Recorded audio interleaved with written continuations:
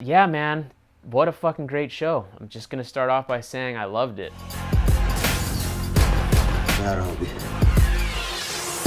जब तक ये खेल खत्म नहीं होगा, अपनी धरिच है. Hey guys, and welcome to another review. Today I'm going to be talking about Netflix's 2018 series Sacred Games, directed and produced by Anurag, Kashyap and Vikramaditya Motwane, starring Saif Ali Khan and Nawazuddin Siddiqui in the lead roles. This has been a very much anticipated and highly requested series for us to watch, but you know, unbeknownst to them, as soon as this was announced, I was excited for it. I mean, Gian and myself have been doing Indian content on our YouTube channel for the last year or so. We kind of stumbled upon it. We didn't really know anything about it other than what we watched in film school. And so Anurag Kashyap has been this gem, this literally this diamond in the rough that we discovered thanks to everybody out there. Seeing him on Netflix just makes me excited because he belongs there. He deserves this, basically this blank canvas, this freedom to do what he wants, as well as Vikramaditya. I know they're both connected under Phantom Films and they're great friends, and I understand that stuff too. So both of them together, they needed this medium to be able to express themselves, free from censorship, free from fucking stupid smoking ads, free from having to censor their nudity or whatever they wanted to do, you know. There's a reason why filmmakers are gravitating towards Netflix now. David Fincher with Mindhunter, and so Netflix understands this, and I'm extremely grateful that they were allowed to do what they wanted to do, and it felt like it. First of all, I gotta say, I love the series from start to finish. It's definitely one of the stronger series that Netflix has produced.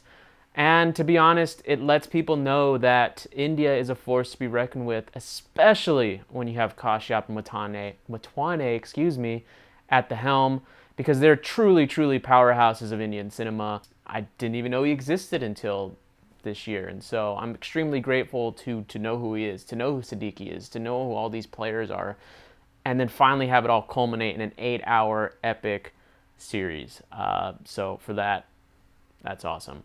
But as a show, let's get into that as well. This series reminded me of Gangs of Wasseypur, and it's, I don't know. I mean, I fell in love with it. I was angry by the end of the show, that last episode, because it was over. Hopefully they're gonna do season 2. I was doing some reading, and they have 4 seasons planned. Apparently this was 1/4 of the book, the adaptation. So you know, with that, I just hope that the ratings are doing well. Netflix obviously never releases them, but I'm confident that this will get picked up and it will see a season 2. But before I get into the show, I just wanted to talk about me for a real brief second. You know, why should you pay attention to me? Why does my opinion matter? I've been a filmmaker for the last 8 years, as well as Gian, and you know, we both went to USC Film School, which is regarded as the #1 film school in the world. We studied film production. Gian and I have worked in the film industry since then. And so when I watch something like this, I look at it from a cinematic point of view, because the language of cinema is something that transcends cultures, it transcends language, it transcends everything, because there's just certain visual cues that anyone can understand. Now, obviously, there's intricacies that I'm going to be missing from time to time, but, you know, as I watch more and more Indian cinema, I'm starting to get it all. I'm not saying I'm perfect, I'm not saying I understand everything, but I can tell you without a shadow of a doubt, because of this last year, I was able to appreciate and adore this series even more so than I probably would have had I watched it last year. There's certain aspects of this show that aren't necessarily the center of focus in regards to the story and in regards to the plot, but they do definitely play a large backdrop. I mean, you have the 1993 Mumbai bombings. Pura Bombay shamshan mafik manus lagne laga. You have the Hindu-Muslim tensions. Akbar ने 465 साल पहले उस पे मस्जिद बना दी थी, तो उसको तोड़कर वापस मंदिर बनाने का प्लान था. And so these things that I kind of really wasn't aware of last year prior to starting all this, but now I am. So like I said, now I'm starting to understand these cultural things, and because of the power of cinema, everything just becomes more impactful. But let's get down to the story. I mean, it's told in a very interesting and distinct way, because you lose one of your main antagonists right at the very beginning. The very first episode, Nawazuddin blows his brains out. And sorry for those who are expecting a non-spoiler review. I don't do that. I don't believe in that. If you don't want to watch this because you haven't seen it, I respect that. Go out and watch it. I implore you guys to go watch it. Come back and watch this stuff. But non-spoiler reviews, I think those are full of shit. I think they're really made for clickbait and for more views, because they're going to post 2 reviews as opposed to 1. That's another thing. I'm going to be covering the entire series for this review, not just one episode. Again, I think that's bullshit. Why would you focus on one episode at a time when you're binge watching? If this show were coming out on a weekly basis, I would totally understand it, because that's what Gian and myself did for Game of Thrones. But that's something that's coming out every single week. Netflix just throws the whole series out there. So to do one at a time, again, it's totally a ploy to get more views, to bring up the AdSense, to get more money. We're not about that. We don't care about that shit. We're just about the films here. That's all we care about. But anyway, back to Nawazin shooting himself in the face. That was a big moment, because I was actually kind of sad that he died, because I was like, oh no, what? It was a ploy. We're not really going to see him a lot, because that's what I thought it was. Again, I'm not familiar with the source material, but boy, was I mistaken, and I'm glad that the show took this weird narrative approach of half flashback, half present day, and, you know, it kind of all coalesced at the end. It all came together, and I appreciated that. I really did, because the performances were strong, and I appreciated the backstory of Siddiqui, Ganesh's character. It, like I said earlier, it reminded me of Gangs of Wasseypur. It was violent, it was dark, it was full of sex and drugs, and it's just what I love to watch in a movie like this. It was just what I was expecting from Anurag Kashyap, because he doesn't hold any punches. He doesn't believe in holding any punches. And then Saif Ali Khan. I think this is actually the first time I've actually seen him in a film role. Obviously, I've seen him in many, many trailers, but that's not the same as watching the guy on screen. I mean, he was amazing as Sartaj. He was like this cop who was kind of struggling with this dilemma of being the good guy in terms of being honest and that upright cop, but also being thrust and being forced to make decisions he may not want to make. And that was a very good, you know, back and forth between this inner character dilemma, which I really appreciated, because it worked. It all came together.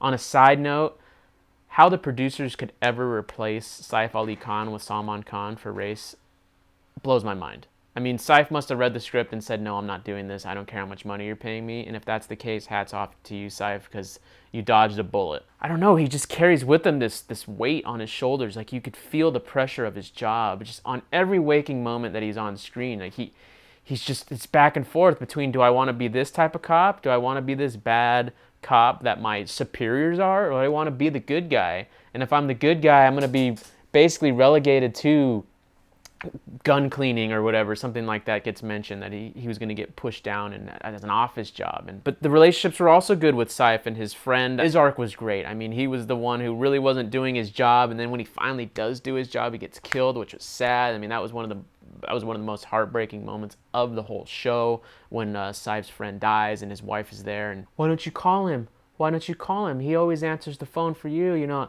I mean, that was sad. I almost cried, because it tugged on those heartstrings. And the only way those heartstrings can be tugged upon is if everything else prior to that is set up perfectly. And I believe that was episode 6 when that happened. So, I mean, that was pretty late in the series when you get that death. So, kudos to that. I mean, there's a lot of deaths that go on in this show. A lot of deaths, a lot of betrayal, a lot of backstabbing, a lot of unexpected twists and turns.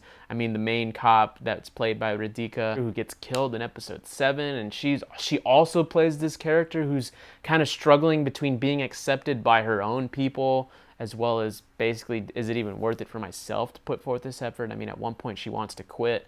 She plays a raw agent. Just that story was also interesting, because she's a female cop. She was the one in charge of everything in charge of this investigation, and no one really took her seriously, you know. And I understand that as well, because there is this again, there's this sense of humanistic things that Kashyap always deals with, where not everyone's good. The police, you would expect to be the best people out there, and they're not, because they're humans. They're just like every one of us. Nothing's black and white, I guess is what I'm saying. There's a lot of gray in between things, and so that story arc was great. I mean, the whole flashback story with Ganesh and his rise, and he doesn't really fall. I mean, there is no fall for him. I mean, he definitely gets, everyone else around him falls. I mean, for sure. I mean, he loses his wife, he loses his first lover, and, you know, he loses his friends, and he loses everybody. Everyone around him is dying, and it's a pretty brutal story. And again, what I enjoyed most is Netflix allowed them to take their time, and they allowed them those 8 episodes to let everything breathe, to let everything develop. So it wasn't just rushed. There's just freedom to just let the story be what it is. And I appreciate that, because the story goes all over the place. I mean, it doesn't just deal with police. It deals with politics. It deals with gang life. It deals with the influence of gang life on politics. There's so many unique twists and turns here, which I feel like can be translated to real life. I absolutely, without a shadow of a doubt, believe that there are criminal organizations that influence politics. Maybe not right now, maybe not in India, maybe not in such and such country, but to say that it never existed, to say that there was never an influence from some sort of organized crime organization, to me is completely foolish. I mean, it just is. It makes sense. It makes sense why you would create this Hindu-Muslim tension to just make it even more out of proportion in order to continue to basically serve certain politicians' agendas. I mean, it touches upon all these things. And sometimes people don't like to acknowledge that. Sometimes people don't like to admit that their country, that their government, that their whatever you want to insert there is corrupt. Now, obviously, this isn't a 100% true story, and it's based on a novel. I get that. But sometimes in filmmaking, there's these weird parallels. There's so many twists and turns. There's moments like The Crying Game, which is a movie with Forrest Whitaker that deals with a transvestite. I'm not really sure if Coco, or however you pronounce it, I think it's Coco. I don't know if she was a transvestite or what her situation was, but that was an interesting angle too. I mean, I didn't expect that, but it didn't, and nothing ever felt thrown in for shock value. Like, oh, let's throw this in there. Let's throw the audience for a loop. Everything kind of made sense, especially when you started to think back on it. Did have some gripes though. One of them was the title card system. I wasn't a fan of that, because it started at 25 days and it kept going backwards. I don't understand why they didn't start on day 1 and then go up to 25. Obviously, we don't get that far yet because this isn't the full adaptation of the book. But it was a little confusing because it was like day 21. I'm like, oh wait, is this 21 days after the first day? And then I finally got that it was counting down, but it was just a little confusing. I don't understand why they did that. Maybe the book did it that way, and if that's the case, who am I to judge? Didn't particularly care for some of the characters involved, and that was just mainly because I didn't understand a lot of their backstory, because they didn't get a lot of it. Like the third father, the Trivedi, I'm totally butchering their names. Excuse me. I didn't really know what factor they played in this series right now, and again, that might be because this is only a quarter of the book. So I'm gonna again, none of my complaints destroyed my viewing experience, but that's just definitely something that I think could have been maybe explained better, but maybe not. Maybe by the end of the whole series, it won't be a complaint at all. But right now, I wish I would have known more about him. Really, there's not much that I didn't like about it. I did think it was weird that Saif would always get himself caught. So it made me think maybe he wasn't the best cop out there, which is okay. I can respect that. He shouldn't. You don't always have to be the best cop, but it was kind of weird that like anytime he tried to do something, it would immediately backfire and they'd catch him. At some point you would think they'd kill the guy. Obviously, we understand why they don't kill the guy, because his father helped out Ganesh, and you would understand why he's not allowed to be killed. But there's just a lot of things going on here. And I know as soon as this camera stops rolling and I stop, recording, I'm going to say, fuck, why didn't I talk about this? Why didn't I talk about that? So please let me know in the comments how you guys felt about this show. The reviews have been all over the place in regards to holding in a high esteem. I've seen a lot of you guys that follow me on Twitter talk about how it's a great series and there needs to be more of this. I 100% agree. I really don't have anything negative to say. Maybe I am kissing Kashyap's ass a little bit, but he 100% deserves it. 110%. And same thing with you, Motwane. You both deserve this. This is your baby, and I appreciate it. I know Ghoul is coming out. That's another thing that Phantom Films produced. So Netflix must have signed some sort of deal with Phantom Films. Fuck yeah. Fuck yeah. No offense. I'd rather watch 8 hours of this than 8 hours of, something like Race 3 where you just have over-the-top garbage. It appeals more to my sensibilities as a filmmaker, as a cinema lover, and I just love it. I just loved it.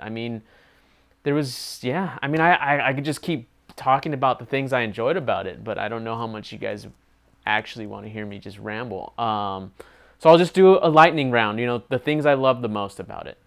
The violence was great. The violence was not over the top. There was never any moments where I felt this is too far, this is too extreme. It used it when it was necessary. I mean, there's a scene at the very first episode that actually gets explained at the end where Siddiqui actually smashes the head of her own mother, as well as the person the mother's cheating on. That could have been mishandled, but it wasn't. It was handled perfectly to where you felt disgusted, but at the same time, you didn't want to turn it off. When Siddiqui first kills that first trash boss, which was actually an interesting story altogether, you know, that in and of itself, because I never even thought of like the trash collector being the head of the organized crime organization, but it completely makes sense. But when they find his head, you know, that was good. The CGI wasn't the best in times. There were certainly moments where there was the characters in the foreground and in the background was completely CGI, like when the fire erupts in the garbage place. That was kind of uneven, but that's okay.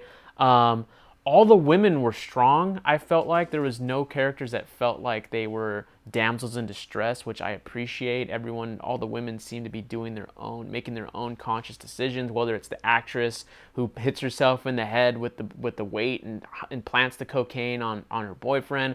I mean, that's her. She's making that choice. So I appreciated that. The wife stands up to Siddiqui, or Ganesh, excuse me, and basically pushes him in the direction of getting the revenge for losing all the people that he lost as a result of the war that was going on. And the performances all around were great. I enjoyed all the side characters that did get developed. Like I said, Saif Ali Khan's friend, his partner, was great. The police chief, the inspector, the politician, these are all great performances, and they're all Kashyap mainstays. I mean, they're people that have been in his films before, so they're all familiar faces, which I also enjoyed. I enjoyed that a lot. And yeah, you know, the little political insights that looked like historical archival footage, those are also great. They were informative. They helped to set the tone of everything. The main like guy that gets away at the end, the guy who actually kills people, he kills the friend in the beginning with I'm forgetting his name. He's like the bounty hunter. I mean, excuse me, the hitman type guy. He was awesome. Like, I loved his facial expressions. I mean, he kind of just fit perfectly. There wasn't any distracting music. I mean, when there was music, it served the purpose, whether it was because they're in a club or whatever. So there was always that aspect. Let me know in the comments what the chapter titles mean. I know each one correlates to some sort of Indian mythology or something along that lines. Because I know the last one was explained in the last episode, but if there were other little things, I missed them, so please let me know, because I do know that the titles have meanings, but I just don't know what they are. But yeah, you know, overall, if I have to rate this, I'd say it was a solid 9 out of 10. I think I want to rewatch it all once the series is finally complete. Hopefully they renew it, because I feel like there's a lot of intricacies that I probably missed on my first go around. And so yeah, but yeah, solid 9 out of 10, 100% recommend it to everybody. I'm actually been telling my friends to watch it, and so yeah, that's it. So that'll do it for this one. Hope you enjoyed my review. If not, let me know in the comments. Like always, I don't take offense to anything you guys say. Call me out, do whatever you want. I reply to as many comments as I can, and if I don't, I do read them. But with that, that'll do it for this one. Our next review will be Secret Superstar. That's Gian and myself. I will be doing a review of Ship of Theseus very soon. I just watched the movie, so I'm formulating my thoughts on that. That'll come out soon. And yeah, so if you like this video, give it a thumbs up. Share it with your friends. Share it on Facebook. Share it on Twitter. Share it all over the place. Let's get this thing growing. Let's keep this whole train moving. And thanks again for watching.